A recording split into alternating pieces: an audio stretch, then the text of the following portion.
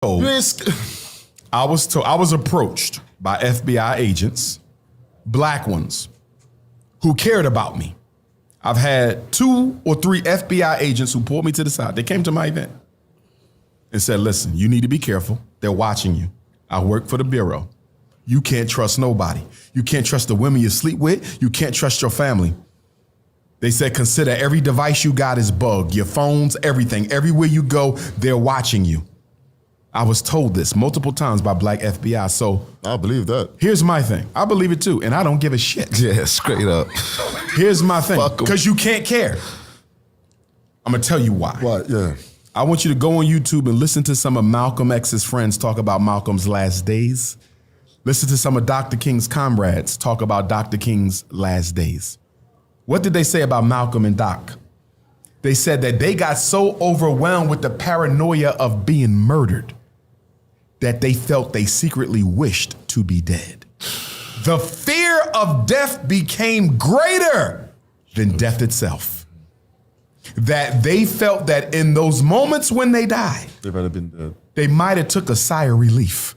Because every day you wake up, you don't know about being, exactly. Yeah, Is the bullet coming from here? Yeah. Is the bullet coming from So here? you can't Are care. they going to kill my children? Mm-hmm. Remember, they bombed Dr. King house twice. Mm-hmm. You feel me? They bombed Malcolm house the week before, right? So I don't ever want to get like that. Mm-hmm. I don't ever want to get like that. So for me, I understand the risks. I'm no Superman. I take my precautions as I need to. But my stability is in my relationship with Supreme Consciousness. This is why I'm Ifa devotee. So I practice the spiritual system of the Yoruba peoples of Nigeria. I'm all about African spirituality. It's what liberated Haiti. It's what's going to liberate us. So as far as I'm concerned, whenever the Lord is ready for me to come back home, I'm ready to go back home. You ain't tripping off nothing. I'm not tripping off nothing.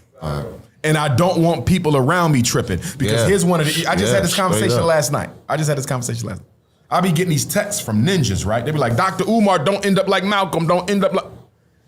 Later for that shit, stop putting that shit around me. Facts. Because I'm not thinking about that. You understand me? Yep. I don't know how I leave this earth. None of us do. But I don't need you filling my atmosphere with all this fear. Yeah. Don't end up like Malcolm. Don't end up like Fred Hampton.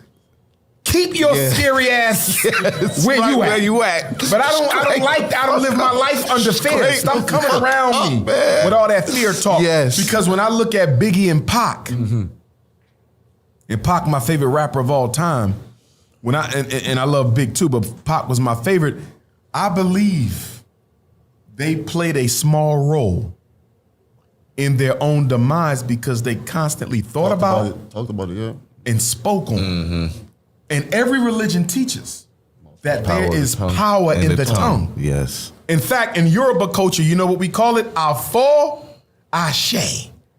Afo, word, ashe, power. We're taught, be careful what you articulate out of your mouth, because this throat chakra can activate those words and bring the thing that you don't want into existence. So we have to be very careful, because as the Bible says, and I'm not a Christian, but there's truth in the Bible when it says life and death are in the power of the tongue. And I think that Pac and Big,